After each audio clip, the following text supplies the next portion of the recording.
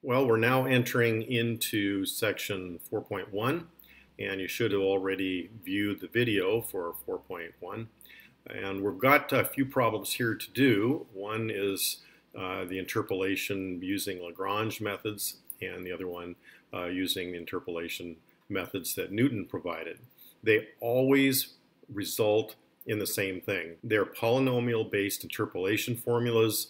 So we're going to demonstrate in problem 1 that if you do the same problem two different ways, meaning the first way with Lagrange, the second way with Newton, you're going to get the same result.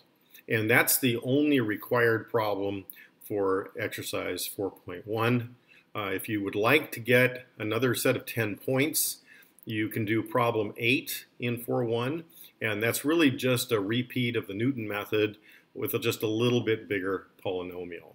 There's really no other hints I can give you. Go back to the lecture video if you need to, and just go ahead and follow that example exactly, and it should work fine. One other thing I want to just share with you, however, is why we're not looking at section 4.2.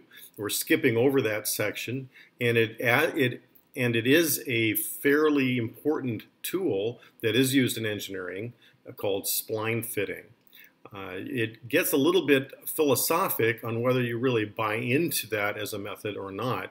It has its origin in something called French rules, which I don't think are made much anymore, but they are curved rulers that were used to try to curve fit when you had a bunch of data and you had no model to use it for. That has now been proceduralized into what's called cubic splines.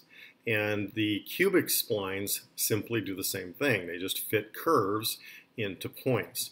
So the way they work is you develop cubic polynomials where you run these cubics in little short segments, and they line themselves up not only so they touch, but so that they have the same first and second derivatives, and that's how you make them smooth. And it's a method that is well used and liked by engineers, so I have to give it some credit. But if you're a statistician, you tend to be suspicious about them because most data, in fact really all data that you'll ever get, has error built into them.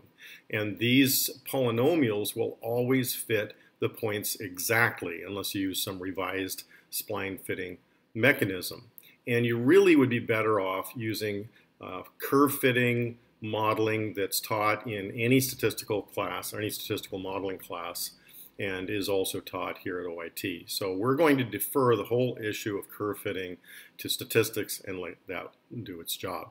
So that covers 4.1 and 4.2.